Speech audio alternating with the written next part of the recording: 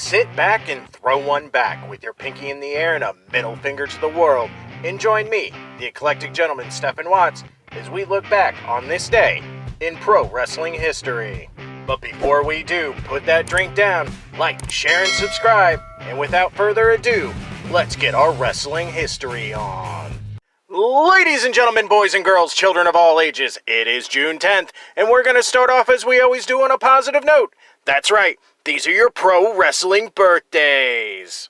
1960, one of my former trainers and head trainer at Kaida Pro, Q-Ball Carmichael.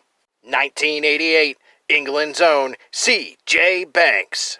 And last but not least, 1994, the maestro, Deonna Purrazzo.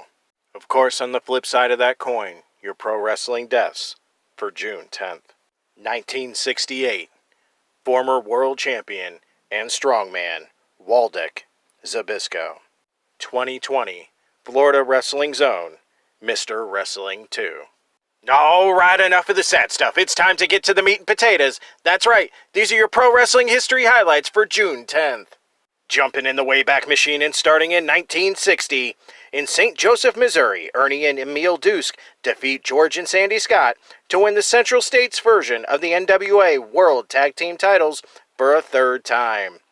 Staying in 1960, Ray Gunkel defeats Fred Blassie to win the Florida version of the NWA Southern Heavyweight title, ending Blassie's 13th reign and beginning his 6th.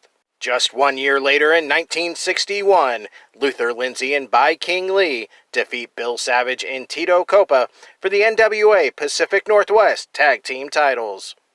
Grabbing my bell bottoms and going to 1970, where we see Sam Steamboat defeat Ripper Collins in Hawaii for the NWA Hawaii Heavyweight title.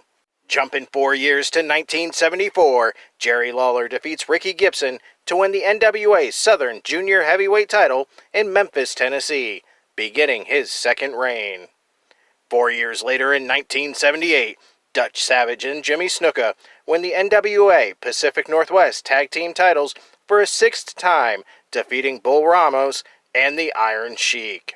Making 2 stops in 1979, first in Asheville, North Carolina, Ricky Steamboat defeats Paul Jones to win the NWA television title, beginning his second reign and ending Jones's 3rd.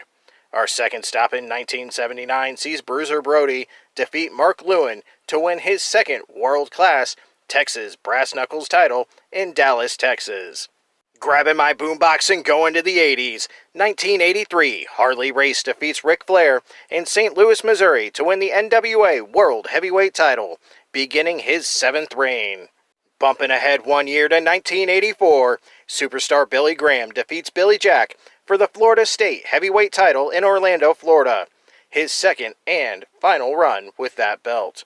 Staying in 1984, Angelo Mosca Jr. defeats Ivan Koloff to win the NWA Canadian Heavyweight title in Toronto, Ontario. Making 2 stops in 1988, first Johnny Smith defeats Chris Benoit to win the Stampede British Commonwealth Mid-Heavyweight title in Calgary, Alberta.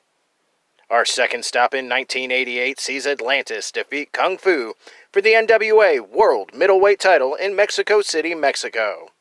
Those were your short but sweet pro wrestling history highlights for June 10th. I'm the eclectic gentleman Stephen Watts, and we'll see you tomorrow.